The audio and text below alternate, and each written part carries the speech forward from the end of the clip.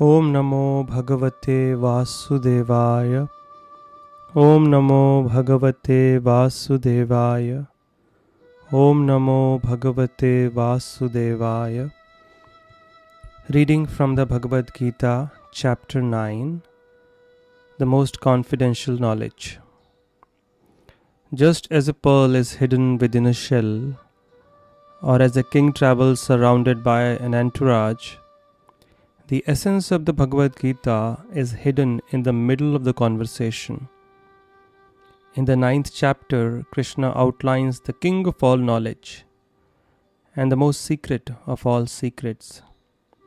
He explains the essence of the Bhagavad Gita, the perfection of spiritual practice, and the ultimate goal of life. So let's begin with the chapter and try and understand deeply what Krishna considers to be the most confidential of all knowledge and how we can apply it in our own life and what the result will be. Text 1.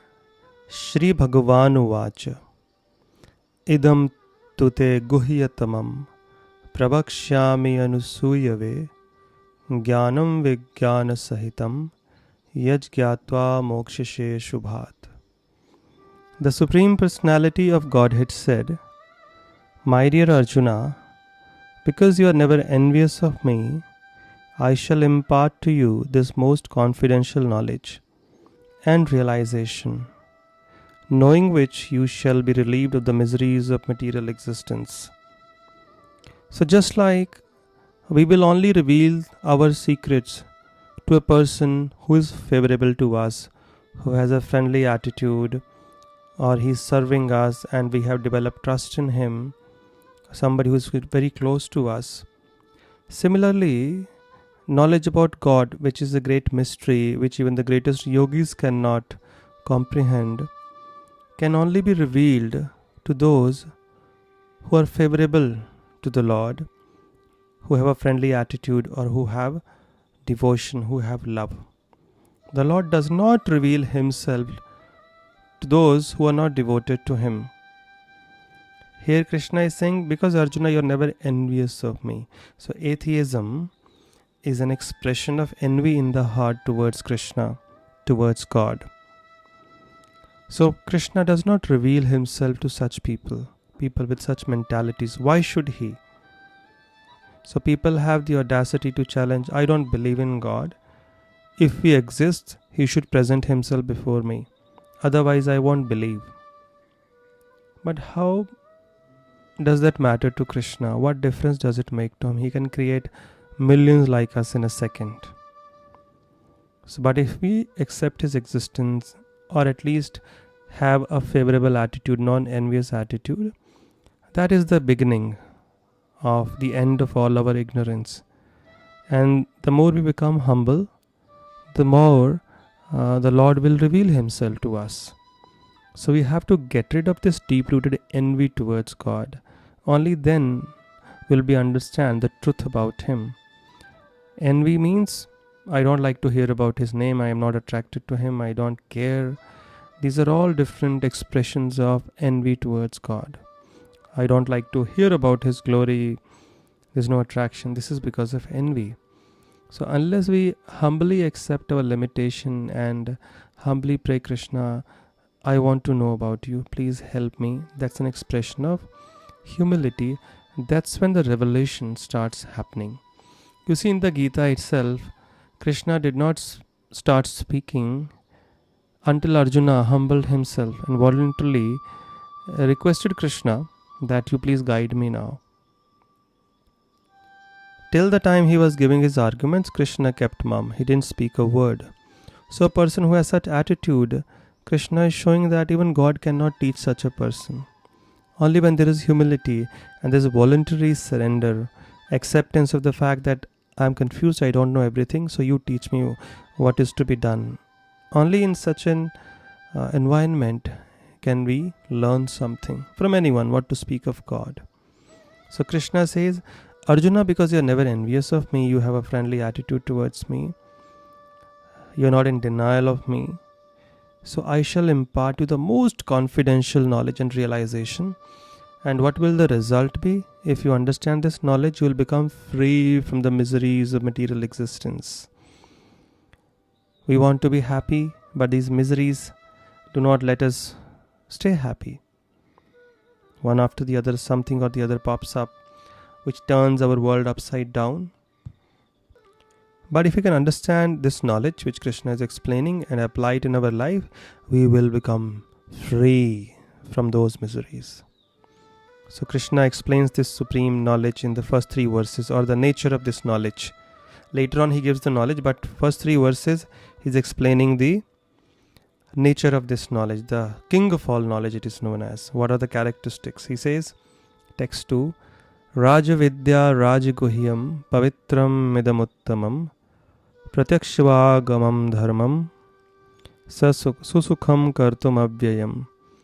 This knowledge is the king of education, the most secret of all secrets. It is the purest of knowledge, and because it gives direct perception of the self by realization, it is the perfection of religion. It is everlasting and it is joyfully performed. So many special aspects or features of this knowledge.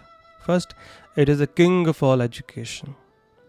We get different types of education. People apply for different colleges, they have different faculties, different departments of knowledge. But this is the king of education which Krishna is going to give, which is not easily available. Just like the higher the knowledge, the more difficult it is to get into that realm or to acquire admission into that particular college imparting that type of knowledge. Similarly, on the rare souls get the revelation about this education, and Krishna is going to reveal that to all of us. But how much we'll understand will depend on our own qualification, our own attitude. Advancement in spiritual life totally depends on the attitude that we have. 100 people may be hearing the same message from the same devotee, but the amount of advancement each one will make will vary according to their attitude. So this knowledge is the king of education, whatever Krishna is going to explain in this chapter. The most secret of all secrets, that means it is hidden. Even in the Vedas, if you study all the scriptures, you will not get it revealed to you. It is the most secret of all secrets. It is kept hidden from the general masses. It is the purest knowledge. There is nothing pure as such as this knowledge. And because it gives direct perception of the self by realization, what does it do? It leads you to the platform of self-realization. It really tells us who we actually are, our true identity. And it leads to our self-realization. And through experience, through result, we can actually see the results. And since it gives us the perfection of or perception of the self by realization, it leads to self-realization, letting us know how we are eternal parts and parcels of God, and thus we must always remain in His service. It is the perfection of religion. Why? Because every religion, every religious path is ultimately meant to bring us to this point where we can know how to love God and how to serve Him, how to please Him. And if any religious path is not leading us to this realization and this platform, that religion is a hoax, absolute hoax. If our path, particular path we are following is not bringing us to this point of loving God and serving God, then the path we are following, if it is not teaching us that, teaching something else, it is not a bona fide path. So how do we know what is true religion? Whether you are a Muslim or a Christian or a Hindu or a Sikh, it doesn't matter. If the particular path you are following, how do you know the particular path you are following is genuine? If it is teaching you how to love God, how to serve God, then that is the perfection of religion. And who are we in relation to Him? How to love God, how to serve God. This is the barometer by which we can judge different paths. If this is the ultimate conclusion and the process is leading us to that, that is the perfect path you are following. It is everlasting and it is joyfully performed. It is eternal. This knowledge is not something like today is there, tomorrow it's not there. It is everlasting. It is joyfully performed. The best thing is The application of this knowledge is extremely joyful, like the process of Krishna consciousness. So many of us might be connected to the process in some time. It is so joyful, and it doesn't involve any extra endeavor, like you have to do thousands of years of tapasya, elaborate yagyas, elaborate deity worship, temple worship with punctuality, cleanliness. Nothing of that sort is required. You can be sitting in your air-conditioned room and listening, like you are listening to this podcast. You don't have to make any extra effort. You might be doing 10 things while you're listening. Some of you might be jogging, some of you might be cooking, some of you might just be running some errands in the market while you're listening. Some of you might be on your way to the office. It is so easy and it is so joyfully performed. You're adding value to your life through this. And what happens if people are not faithful to this culture of knowledge, or the application of this knowledge is devotional service? What happens? Krishna says in the next verse, this process, people who are not faithful, ashradadhanaha purusha dharmasyasya parantapa aprapya mam nivartante mrityu samsara vartmani. Krishna says those who are not faithful in this devotional service cannot attain me. So we need a shraddha. It's not about blind faith, but reasonable faith. Reasonable faith means I may not have complete faith, but I have heard from somebody, so I'm trying. Let me try it. That's called reasonable faith, shraddha. So they are not envious, they are not averse to the experimentation. Even if you don't have faith in the process, at least try it for maybe 2 weeks, a month, and see if it works. If it doesn't, you can always give it up. But what if it works and you're not even trying and blindly rejecting? You might miss out on a rare diamond, considering it to be a broken piece of glass. So you must experiment and then come to a decision. O conqueror of enemies, Krishna says those who are not faithful in this devotional service cannot attain me. O conqueror of enemies, therefore, because they cannot attain me, they return to the path of birth and death in this material world. They keep transmigrating from one species to the other, from one universe to the other, and remain stuck in the material world, going through birth, old age, disease, death, birth, old age, disease, death, again and again and again.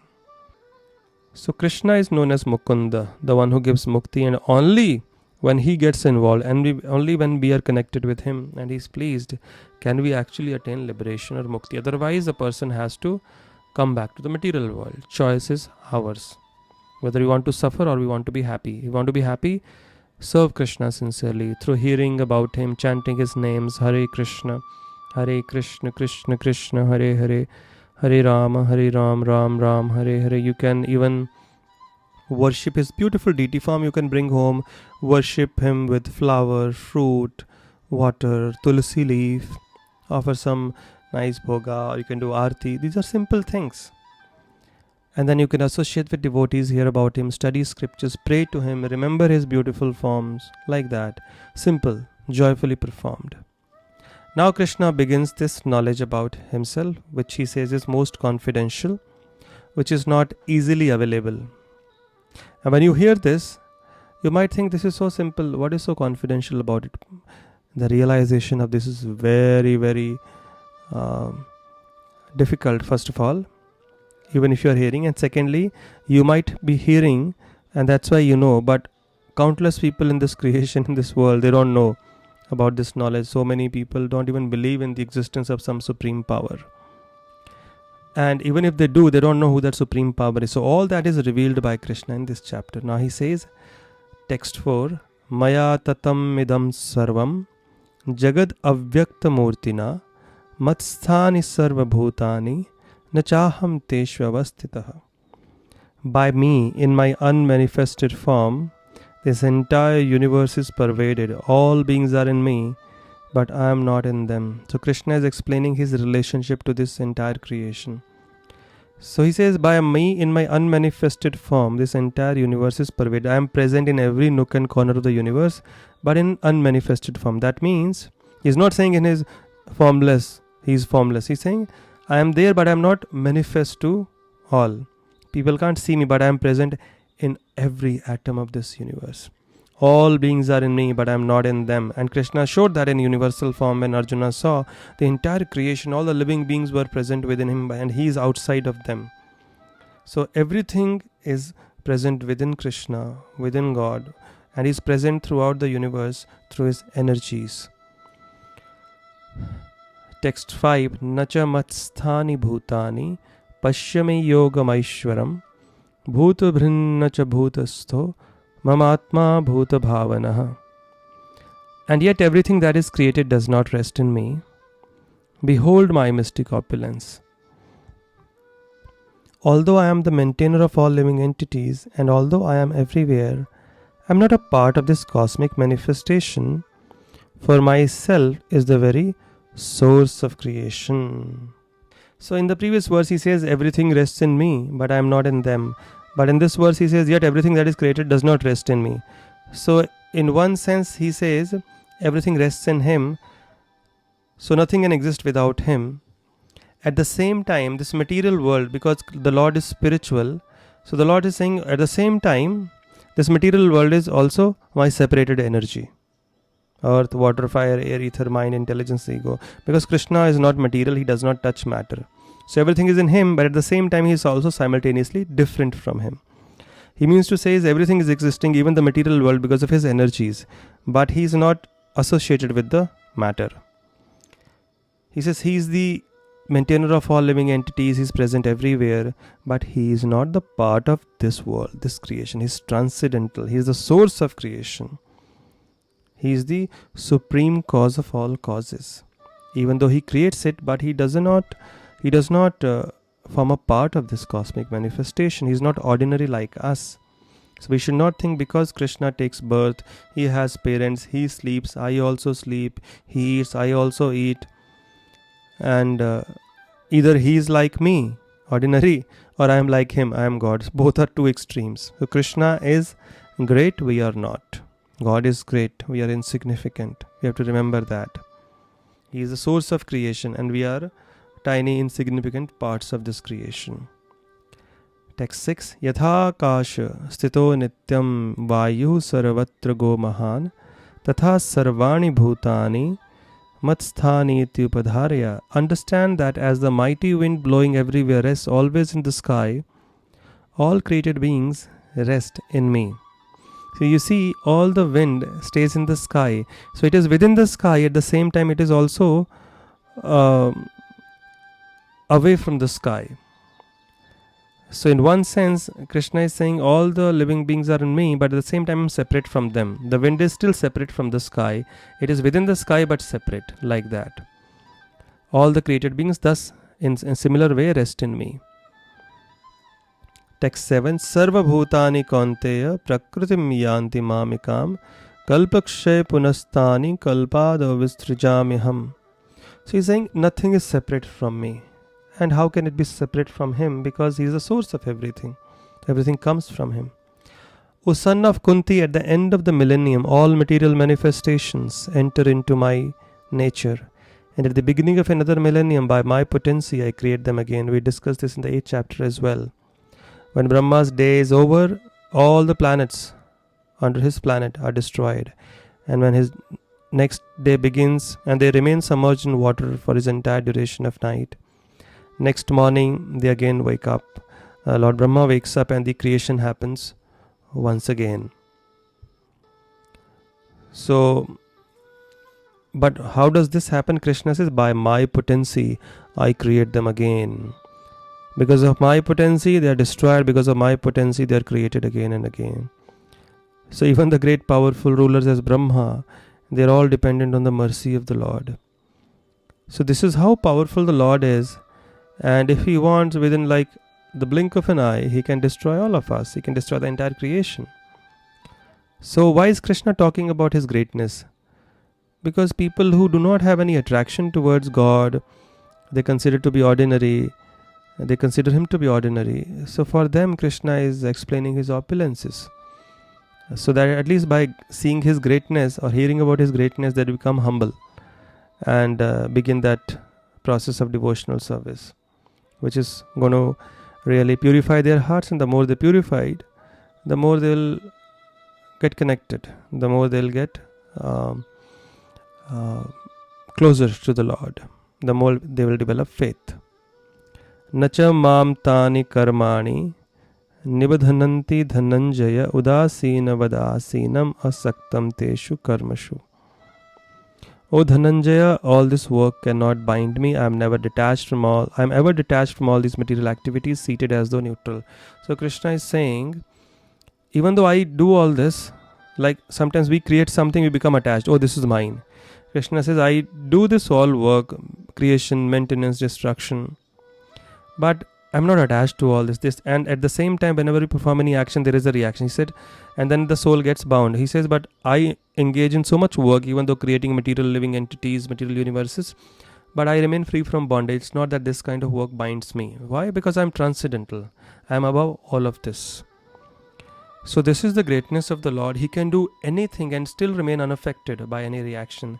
What we do is called karma. There is a reaction. But if we do whatever we want to do, keeping him in our mind, and being connected to him, then we are safe, then we are protected, then we don't get any reaction. That's how we need to live in this world. Work, at the same time remember him and stay connected to him. That way our work becomes worship, and instead of entangling us, it is liberating. Hare Krishna. Thank you very much.